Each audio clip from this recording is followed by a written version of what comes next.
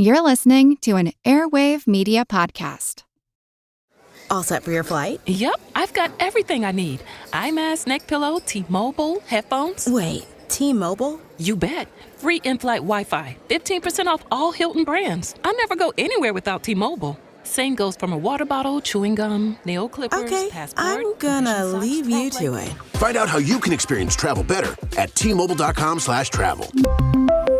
Qualifying plan required. Wi-Fi were available on select U.S. airlines. Deposit and Hilton Honors membership required for 15% discount. Terms and conditions apply. Welcome to From Beneath the Hollywood Sign. If you love old movies, Hollywood history, or the golden age of filmmaking, you've come to the right place. This is the podcast that talks about amazing stories of Tinseltown from another era and fascinating conversations with writer-producer Steve Cubine and actress-writer Nan McNamara. So, Steve, did Ava Gardner and Howard Hughes have a good relationship? Well, they did until he dislocated her jaw. What? Well, don't worry. She hit him back with an ashtray. From Beneath the Hollywood Sign is the gin joint for you.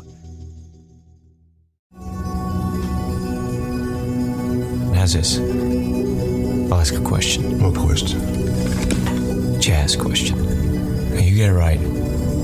We roll. I know everything there is to know about Miles. Lay it on me.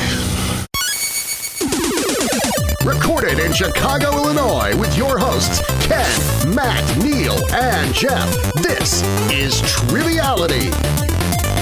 The cream of the crop!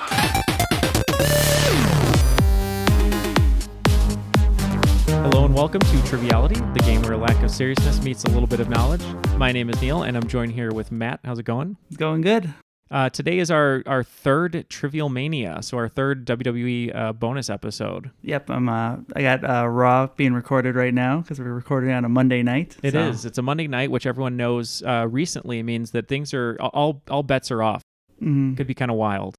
Maybe. We'll yeah. Maybe the champion will show up. Probably not. Yeah, that's true. Well, what's great is joining us over Skype is one of our longest Patreon subscribers, a United States champion, one of our longest listeners and friends of the show, and he's cashing in his Money in the Bank briefcase, and that is Greg Johnson. How's it going, Greg? It's going great. Happy to be here. Happy to have you. Why don't you tell us a little bit about yourself, how you found the show, and how you started getting into wrestling? Okay, well, I am a software developer in Aiken, South Carolina. I found you guys basically just doing a search for trivia podcasts, and funny enough, the first episode that I heard was I think it was the first TrivialMania. So I'm thinking, okay, I just gotta stick with you guys. I've been a wrestling fan since maybe 1991. My cousin introduced me to it when I was, in, I guess, third grade, and I've just been hooked ever since. That's great. And I know, some of Matt's questions are going to be for the older roster, so maybe Matt can take your favorite older wrestlers. I'll start here, though. Of the current roster, like to say the last 2-3 years, who are some of your favorite wrestlers and heels and faces and everything? I guess in the current roster, probably my favorite right now is Daniel Bryan. Also enjoy Shinsuke Nakamura and AJ Styles. Those are probably my top three of what's going on now. So as of right now, I'm definitely a bigger fan of SmackDown. Yeah. SmackDown's killing it right now. Yeah, they are. I'm a big Carmella fan, so. Oh yeah, no, she's great. Carmella is money. And you're probably super excited because they're going to have another main event of Shinsuke and AJ, right, for Money in the Bank? Yes, that should be very great, very, very good. I'm looking forward to seeing it. It seems like each match between them has gotten better, so I think I'm looking forward to it. Yeah, this is the fourth pay-per-view in a row, so. Yeah, that's true. Yeah, it is the fourth pay-per-view in a row. I think the women's wrestling squad is just awesome. They keep getting better. Everyone they call up is awesome. And how about older wrestlers? Who are some of your favorite older wrestlers when you first started watching? I would say Bret Hart is definitely my all-time favorite. I also enjoyed a little later on The Rock and Kurt Angle, but Bret is definitely my favorite. I also liked Ricky Steamboat, Jushin Thunder Liger a little bit. All so right. A little bit of everything. I was hoping for a Doink in there, but those guys are good too. So. Yeah, no, those are all great wrestlers, and it's funny how I feel like a lot of people knock on wrestling, and if you don't like it, that's your own prerogative, that's fine. And it's really sports theater in a way, but I love hearing people's stories of when they got into wrestling, because like for you, it was a cousin, it could be a family member, it could be, maybe someone saw Suburban Commando and was like, who's that big blonde dude? I want to see who that is. That's probably what happened. Or yeah, right. 3 Ninjas 4, Magic Mountain, I believe Hulk Hogan's also. Exactly. So it's just fun hearing other people, get into wrestling. And have you seen the Andre the Giant documentary that just was released?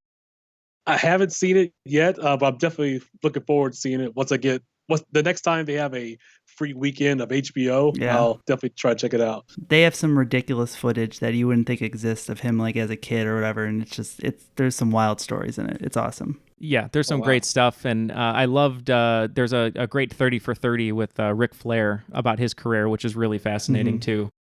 Bret the Hitman Hart. A lot of people say that was their favorite opponent. That's awesome. He's one of my favorites as well. I guess I don't know. You want to just kick it off, and we'll get into the questions. That sounds good. Great. As we do with all of our guests, basically your performance today is going to be judged by Tom Cruise from the movie Collateral.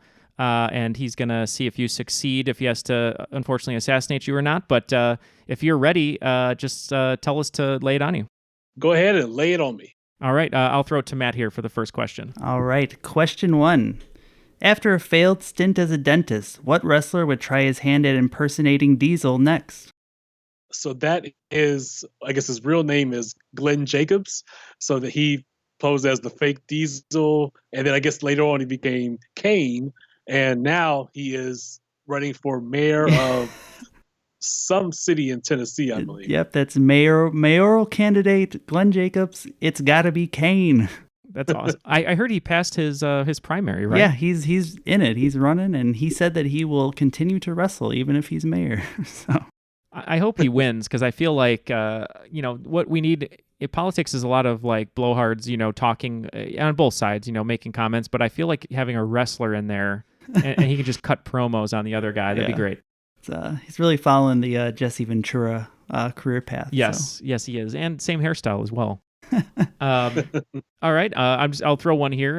It's probably going to be a little easier for you, but adorned with gold masks and shiny chainmail, these 3 future Raw Women's Champions accompany Triple H at WrestleMania 30 during his grand entrance to the ring. So I think that is Charlotte Flair, Sasha Banks, and Alexa Bliss.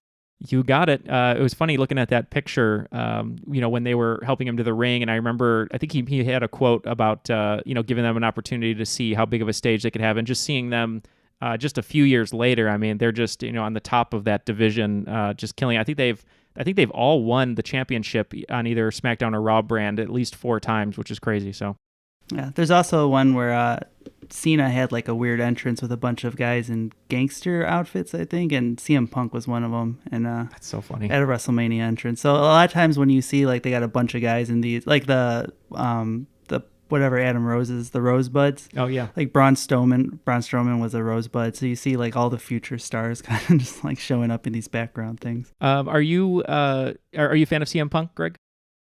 I enjoy him. I definitely enjoy his matches. I guess his issues with the WWE are a little. I kind of just not pay too much attention to it, but I definitely enjoyed him in the ring. No, that's great. I was just going to say, on that note that, if you guys follow wrestling, he was in a lawsuit with WWE, or they were suing him for defamation, but he won the case. So it seems like that 2-year battle, or however long it's been, will be over. It's a huge case for podcasters, so we can say whatever we want about people and not be held for libel. True, especially for the doctors of the WWE, I guess. Yeah, so that guy's a quack. Come at me. Actually, please don't. I have no money. We just have to tell him Greg needs rest. He can't be working 4 or 5 days in a week. He needs a Sunday off at least. You're going to get a Z. That's right. That's right. We'll get you a Z-Pack. You'll be all right. All right. Moving on to the next question. The Oddities were an Attitude Era stable led by the legendary Kurgan, and I use legendary in quotes. What late 90s music group performed their theme song? I think that was the Insane Clown Posse.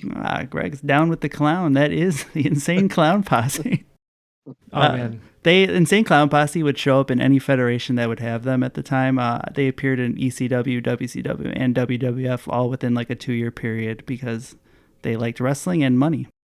I had no idea that was Insane Clown Posse. That's so funny. I mean, I guess that makes sense, though. I do remember video footage. There's probably some, what are they called? Not jabronis. I forget now. Jobbers. Jobbers, yeah. I'm thinking of The Rock with jabronis.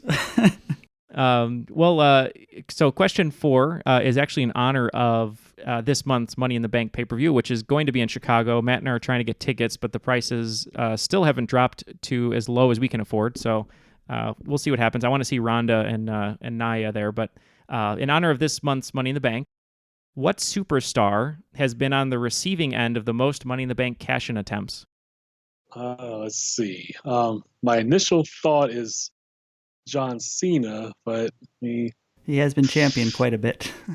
Yeah, basically. I mean, just think of the ones that have lost the championship that many times. I'm going to go with John Cena. Okay, well, the superstars Rob Van Dam, Edge, and Damian Sandow all cashed in on John Cena. Great job. Damian Sandow, the first to lose his cash-in. And then he was released. I miss him. I feel bad. He was always super entertaining when he was with The Miz. And that was a great gimmick that he was pulling. But, a lot of people, if they can't last, you can't last. So. Yeah, and I think he actually took some time in TNA or Impact Wrestling or whatever it's called nowadays. They will still sign anybody who gets cut usually. So, I think he had a decent run there. I know Christian was a champion immediately after getting released, and I think D'Lo even had a championship run. So, next question. In 2008, 3 wrestlers born to famous wrestling parents formed a group known as Legacy. Name any 2 of the parents. Okay, so the parents would be, let's see, Cowboy Bob Orton, father of Randy Orton, and $1 Million Man Ted DiBiase, father of Ted DiBiase Jr. All right, you got 2. Can you get the third one? Yes, Dusty Rhodes, father of Cody Rhodes. There you go. I should have just made it all 3. I didn't know that you were such an expert, so I kind of made that easier. That was a cool little faction there. Ted DiBiase Jr. not doing much these days. No, I mean, I guess maybe the IRS man came and, I don't know, he doesn't have his money anymore. Well, so this is after, 5 questions? Mm-hmm. And he's 5 for 5. So Greg is just killing this laid on me. So moving right along, this one is probably pretty easy for you now after hearing all the other ones, but we're going to go for it. At WrestleMania 23...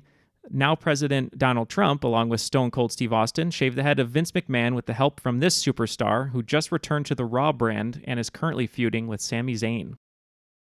That would be Bobby Lashley. That is Bobby Lashley.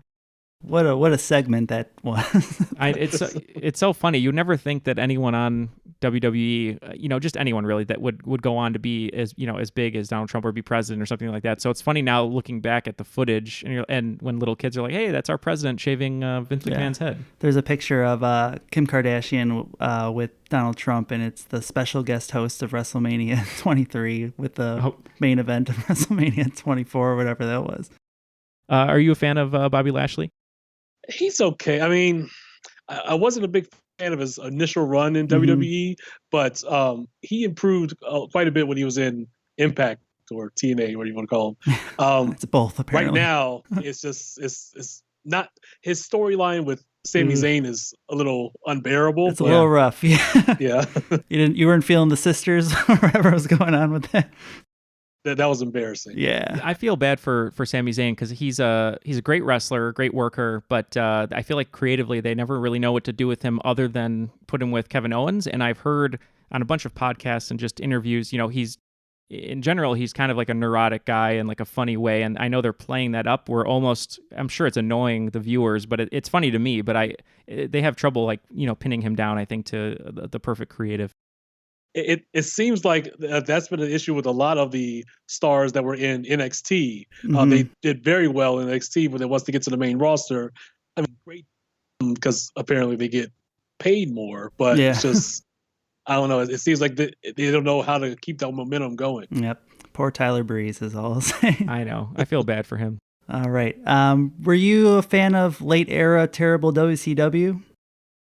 I watched it. I don't know if I would consider myself a fan, but I definitely watched it. All right, so the next, well, you have an idea at the next one then. Generally seen as one of the worst match ideas of all time, Vince Russo booked a match in WCW's dying days between Billy Kidman and Shane Douglas with this particular object on a pole.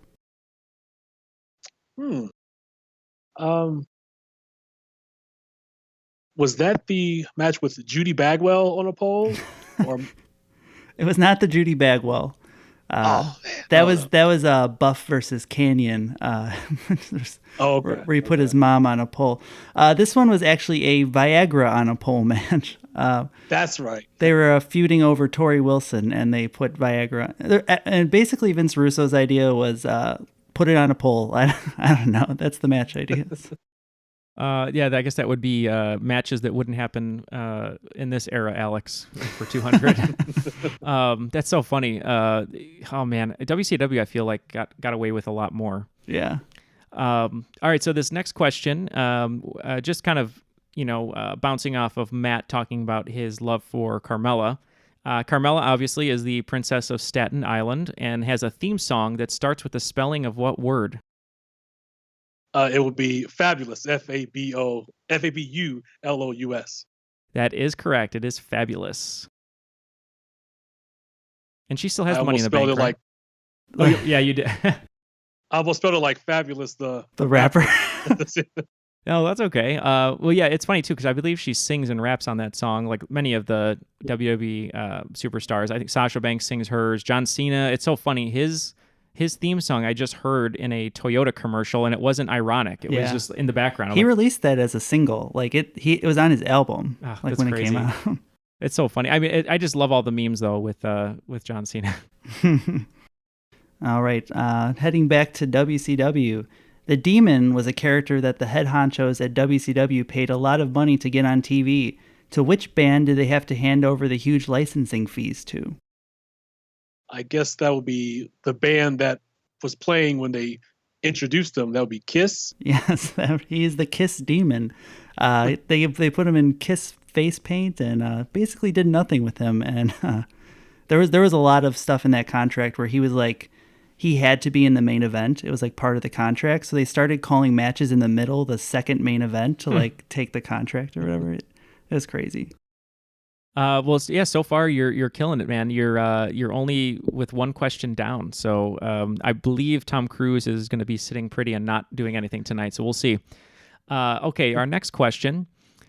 Fans were shocked when Brock Lesnar broke the Undertaker's streak. He went from 21-0 to 21-1. Can you tell me the first person he defeated to start the streak and the last person he defeated before succumbing to Brock Lesnar's wrath? So I believe the first one was at WrestleMania 7 against Superfly Jimmy Snuka. And then, so if he was 21-1, that means the last one before he lost would have been CM Punk at WrestleMania 29. Well, in 1991, it was Jimmy Snuka, and in 2013, CM Punk. Great job. Thank you. I was actually very fortunate. I was actually at WrestleMania 29 when he beat CM Punk. So I was very fortunate to attend. Oh man, that would have been really great to see live. I know that was the WrestleMania, and I think was part of the complaint that CM Punk had on the podcast with Colt Cabana. But that was the one where it should have been the main event with him and Undertaker, but they put someone else ahead of them, right? Wasn't that Rock Cena twice in a lifetime, or I think that might have been that one. I can't remember. It was. Yeah, it was. And also they had Brock Lesnar versus Triple H after in a singles match. Yeah, after CM Punk was and how was that match against Rock and Cena live? It was, it was serviceable, I suppose. Yeah.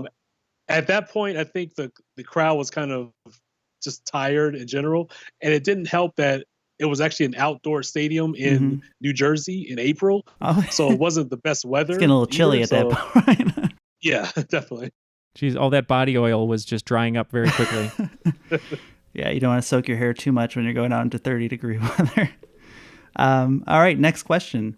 This 80s wrestler holds the record for longest intercontinental reign at 454 days. That is the Honky Tonk Man. That is the Honky Tonk Man. That's one I knew, actually. I was happy about that one. Well, right now, The Miz has had it. I mean, he had it for a while for what, like over 200 days, or was it like 182, something like that?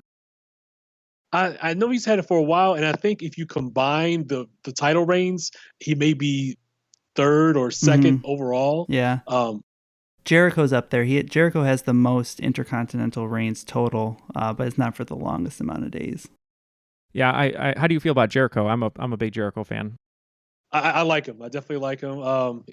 I like how he has basically evolved his character so many times over his career, and each time it's very entertaining. His stuff he's doing in New Japan right now is crazy.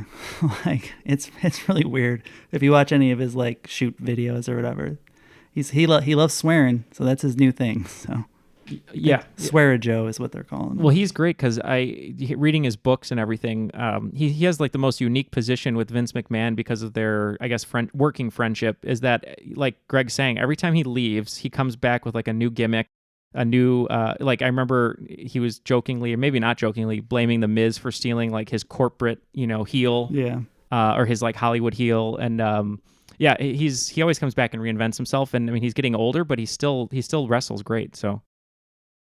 All right. So, speaking of NXT and how people come up from NXT and perform, good or bad, formerly known as the Iconic Duo in NXT and now the Iconics on the SmackDown brand, Peyton Royce and Billie Kay are originally from what country of origin? Is that Australia? They are Australian. That's it. Yep. And they just came up, I don't know, about a month ago. So they've been doing pretty well. People have been pretty pleased with them, and I'm curious to see how far they can go. Yeah, I thought they were from New Zealand, to be honest. So well, it's close. For all our Australian listeners, no disrespect between you and New Zealand, right? But they are Australian, and now I'm really curious what Australian football clubs they follow, and I'm gonna have to look that up now, and that will let me know if I like them or not. So we'll see. Fair enough. Is this the penultimate question? Yes. Oh, he's only missed one. Okay. All right, so Chris Jericho became the first undisputed champion at Vengeance in 2001. Which two legendary wrestlers did he beat that night to become the undisputed champion? I believe he first beat The Rock, and then about 20 minutes later, he went on to beat Stone Cold Steve Austin. And that is correct. It beat them both in one night. Man, what a night to beat those two guys. Definitely. As who I think it was, I don't know if it was Jim Ross or I don't know if it was Dave Meltzer either, but they were saying on the Mount Rushmore of WWE of who was the most popular. It was Hulk, The Rock, Stone Cold, and maybe it was Ric Flair. Ric Flair wouldn't be on a WWF. Shawn Michaels, maybe. Yeah, I'd put Cena there. Probably. Cena probably. What about you, Greg? If there was a Mount Rushmore of most popular or best WWE superstars, who would be on it? Well, I think I agree with the Hogan, Rock, Austin, and Cena for most popular. I wouldn't put all four of them as best. I would certainly have Bret Hart at the top on the Mount Rushmore. I put Shawn Michaels on there as well, and maybe just for longevity, The Undertaker. And he's not. It's a different kind of style, but the fact that he's been able to no, I think you're right. I think Undertaker, his longevity is nuts. I mean, he's still going. I know he had the hip surgery and everything. Well, this last one, I'm gonna make it a two-parter, separate subjects, but actually no, I'm gonna make it one. If you get this, then you've cleared Tom Cruise's gaze. Then we'll do a kind of a bonus for fun. All right, so on the date of this recording, there have been 34 WrestleManias. How many of them have taken place outside of the United States? I would say, so WrestleMania 6 is in Toronto, 18 was in Toronto. I believe that's it. So just two. Both in Toronto, you're correct. It was two. And then this bonus one is just for fun. It's not going to be going on your final score here. But Asuka, like many people know, when she came to NXT and all the way up to WWE, she kind of decimated Goldberg's undefeated streak. And there's two numbers here. There's the day undefeated streak, and then there's the match undefeated number. So I just want to see how close you can get, or if you can even get it. So let's start with, how many days do you think she was undefeated before her streak ended? Let's see. So I think she started around October of 2015, and then she lost in April of 2018. So I'd say about maybe 820 days. You're not far off. You're only off by about 100. It was 914. Wow, 900. Wow. 914. Oh, And then as far as her matches are concerned, she did lose at WrestleMania in April, like you said. How many matches did she win? She was blank and 0 before she lost. Oh, this one I don't know. I guess I'll say 170. And it's so funny. You're just about 100 off on this one too. It was 267 and 0. Do you have what Goldberg's match streak was? You know what? Yeah, let me look that up. And are you a fan of Asuka? I am definitely. I'm a little disappointed that she lost at WrestleMania, especially seeing that Charlotte would just go on to lose the championship to Carmella just a couple of days later. Yeah, I think it's disappointing that they had her lose, but didn't seem to really have a plan for what that meant or what they were doing after it. It's like, all right, she has this big streak. You'd think if she lost, it'd be turned into a huge story, but it's kind of hasn't really done anything. Yeah, and that's one of my complaints with Vince McMahon as far as like foreign wrestlers are concerned, and usually Japanese performers, because I feel like sometimes they build them up and they give them this great run, and then they kind of just like pull it away with no storyline. Like so, Asuka, like Greg was saying, like he probably should have beat Charlotte, and then or she should have, and then kept that going. And then Shinsuke had a huge run up until that match, and then he lost, and he's still having some great matches too. But I just remember right before WrestleMania, they had her doing more promos, which isn't her specialty, just like it wasn't Goldberg's. So kind of messed her up there. But yeah, it says here at Starrcade, Goldberg's undefeated streak ended at an official count of 173-0. And after 174 days as champion is when he lost the title. That was such a made-up streak. Like, like it'd be Nitro, and it'd be like, he's at 54-0, and then next week he's like, he's 72-0. It's like he wrestled 20 matches in that 1 week or whatever. He's just like having matches like in the parking lot, just counting it or something. Let's check in with Tom Cruise and see if Greg survived. Yep, Tom Cruise is giving us the thumbs up and said he's clocking out for the day. Greg passed with flying colors, so great job, Greg. Thank you very much. I was nervous, but thank you very much. Yeah, well, no need to be nervous. You killed that one, so. Yeah, you're going to be on our speed dial for any wrestling-related events. Yeah, or phone a friend if anyone ever asks us a wrestling question. Yeah, that's true. Anytime. Well, we're going to have you on a regular episode at some point. But first of all, just thank you again for being a Patreon subscriber. You guys can go over to trivialitypodcast.com to find out any way to reach us on the podcast. But if you'd like to become a Patreon subscriber, just go to patreon.com/trivialitypodcast. We have a lot of different perks there. And Greg is a United States champion. So you guys, that's the $10 level. You can join Greg over there.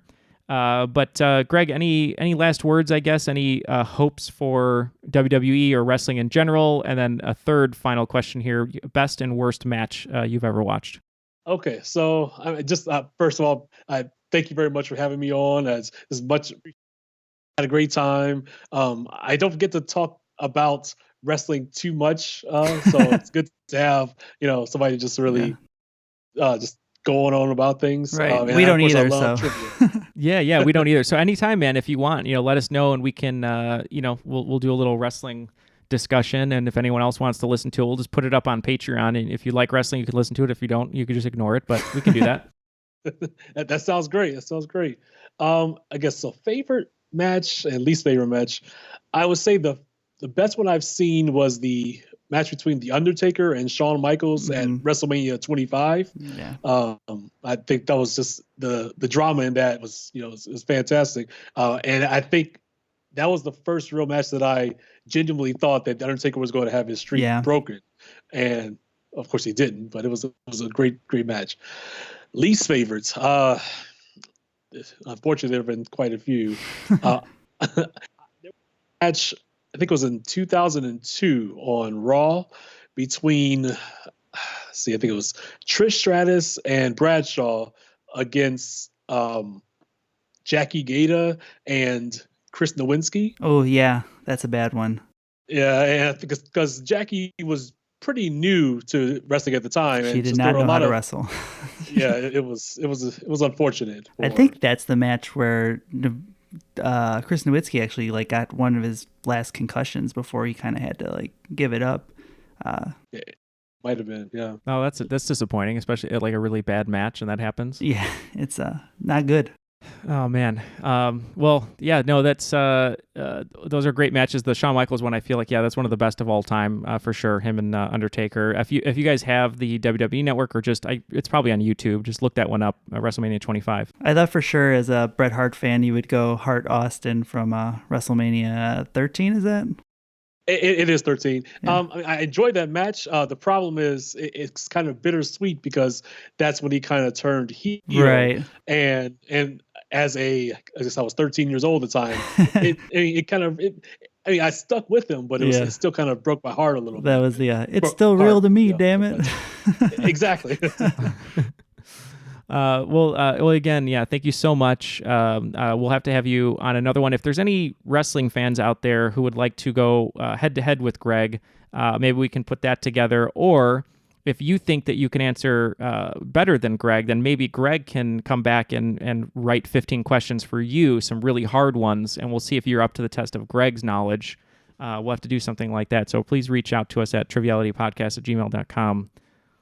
I guess that's it. How you feeling, Matt? Are you ready to lace up the boots and get in our own ring? Yep, I'm grabbing my baby oil, getting ready to go. All right, I'm going to spray my hair really, really wet and let it hang down like Dean Ambrose. And I guess for Matt and Greg and myself, that was Triviality.